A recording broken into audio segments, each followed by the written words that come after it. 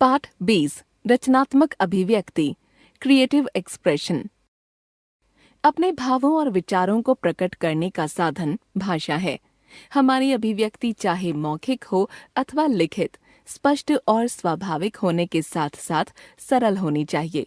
भाषा के कौशलों को सीखते समय सुनने, बोलने, पढ़ने, लिखने और चिंतन करने पर ध्यान देना आवश्यक है। इनमें नवीनता के लिए विभिन्न भाषागत गतिविधियों से अपनी भाषा को पुष्ट करना होता है। इसके लिए विद्यार्थियों को अपनी लिखित अभिव्यक्ति के साथ साथ मौखिक अभिव्यक्ति की ओर भी ध्यान देना चाहिए। इसके लिए विविध गतिविधियों की प्रस्तुति में शुद्ध उच्चारण एवं व्याकरण सम्मत भाषा का प्रयोग किया जाना आवश्यक है। मौखिक अभिव्यक्ति ओरल एक्सप्रेशन। रचनात्मक अभिव्यक्ति में मौखिक अभिव्यक्ति का विशेष महत्व है।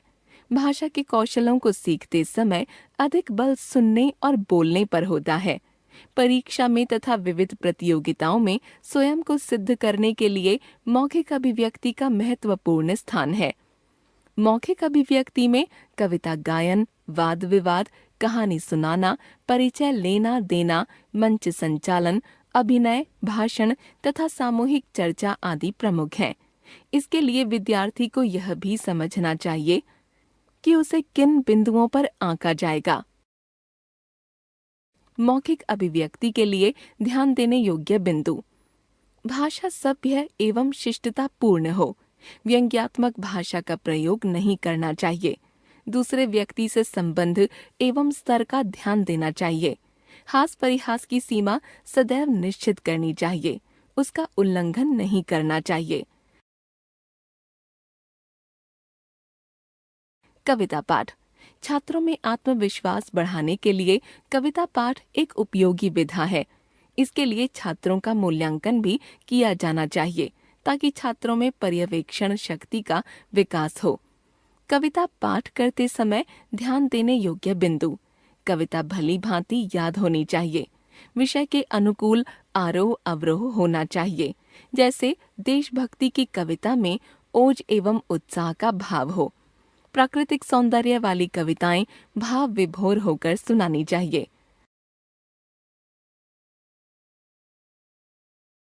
अभिनय।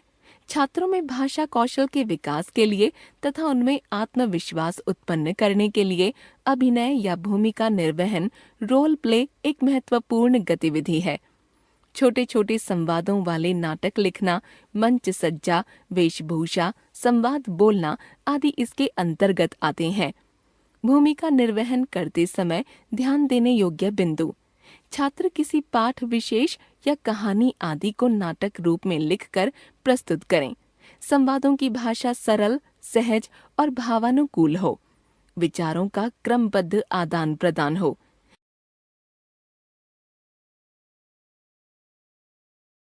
वाद विवाद। किसी विशेष विषय के पक्ष और विपक्ष में अपने विचारों को प्रस्तुत करना वाद विवाद कहलाता है। वाद विवाद की तैयारी के लिए ध्यान देने योग्य बिंदु। तर्क के बिंदुओं को लिखकर अपने विचार सरल एवं स्पष्ट भाषा में प्रस्तुत करें। विपक्ष की बात का विरोध करने के लिए भी शिष्टाचार का ध्यान रखें। तर्क वितर्क को भली भांति समझें। बार बार एक ही बात ना दोहराएं। भाषण प्रस्तुति। भाषण प्रस्तुति के अंतर्गत छात्रों को जीवनोपयोगी और समसामयिक बिंदुओं पर बोलना होता है। इससे आत्मचिंतन और मौलिकता का भी विकास होता है। भाषण प्रस्तुति के समय ध्यान देने योग्य बिंदु। विचारों में क्रमबद्धता हो और वे एक दूसरे से संबद्ध हों। शुद्ध उच्चारण, उतार चढ़ाव, नाटकीय प्रस्तुति भाषण को प्रभावशाली बनाती है।